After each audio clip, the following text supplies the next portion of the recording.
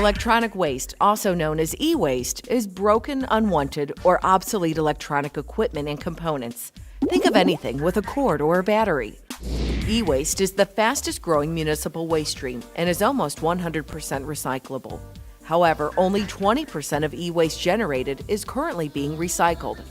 E-waste represents 2% of America's trash and landfills, but it equals 70% of overall toxic waste.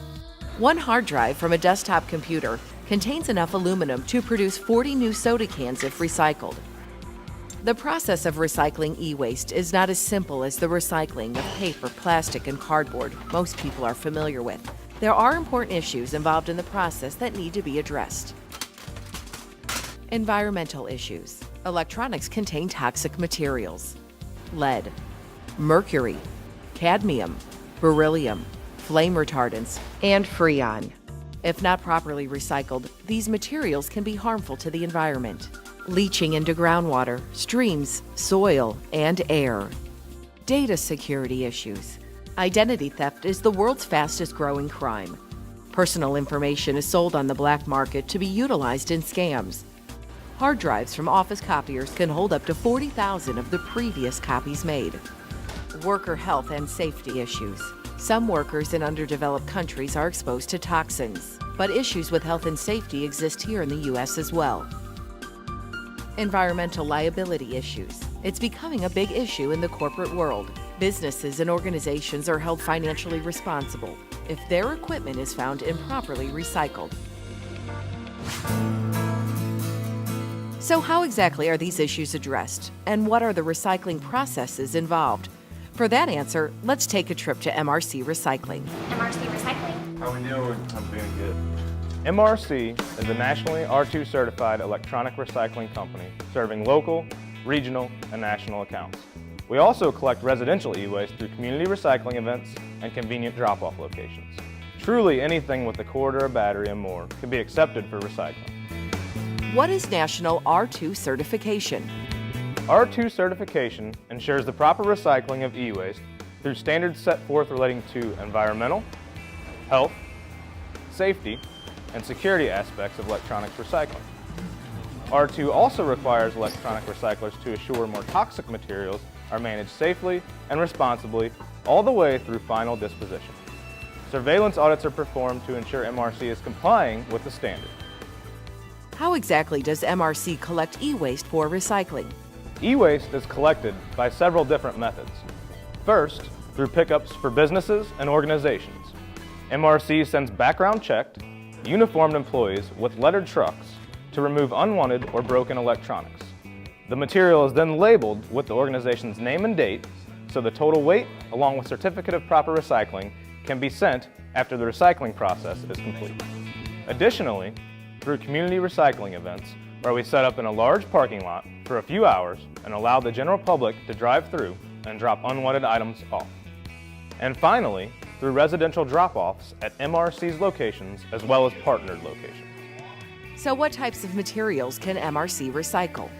MRC recycles anything with a cord or a battery and more.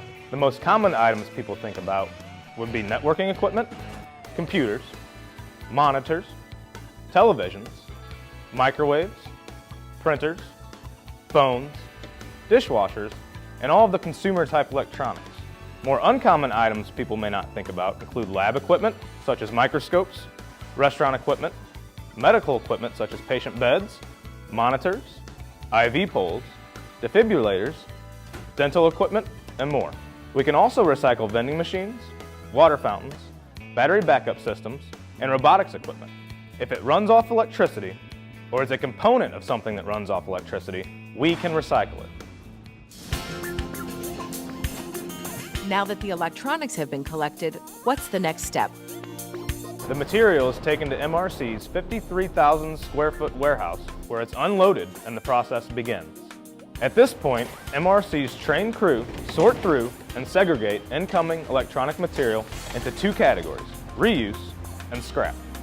Electronics that may still have useful life are separated and sent to MRC's reuse facility for evaluation and refurbishment by trained and certified technicians. At that point, the refurbished equipment is put out into the secondary market at extremely discounted rates or donated to schools or nonprofit organizations. R2 certification requires reuse as it is the highest form of recycling. Electronics that are beyond refurbishment or don't have any more useful life are deemed as scrap and recycled responsibly to the R2 standard. Let's take a look at the process. Here, a computer is taken apart to its component level for recycling. Plastic and steel is taken off and separated. Other components such as the fan, power supply, electronic boards, ribbon wire, and disk drives are taken out and separated for further recycling. Hard drives are separated, serialized, and locked in a sealed lockbox until the data is destroyed per the R2 standard. We will take a look at MRC's process of data destruction a little later. Here, a window air conditioning unit is being recycled. Again, the unit is taken apart to its component levels. Plastic and steel is taken off and separated. Other components such as fans, motors, compressors, wire, and copper tubing are taken off and separated for recycling to the R2 standard. At this point, the Freon is pumped into holding tanks for recycling. MRC is Freon certified to handle all Freon-containing devices. Our certified Freon technician pumps down the different types of Freon into separate tanks. Model number, as well as the type and amount of Freon recovered, are all documented. Here, a CRT, or cathode ray tube television, is recycled. The plastic housing is taken off and separated.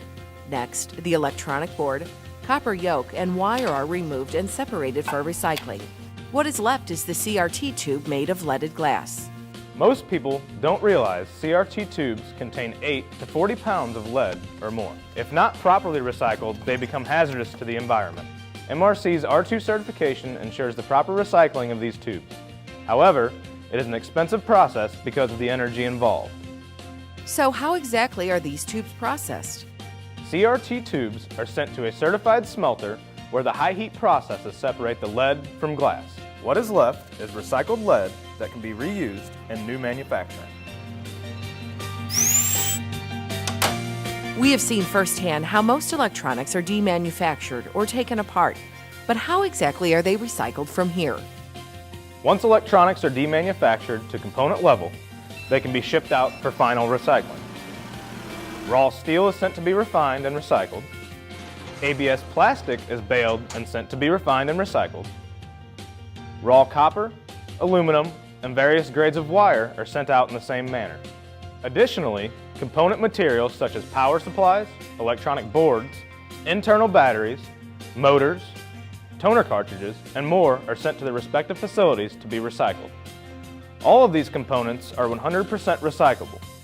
With that being said, all of MRC's downstream vendors handling this material have been vetted to comply with the R2 standard.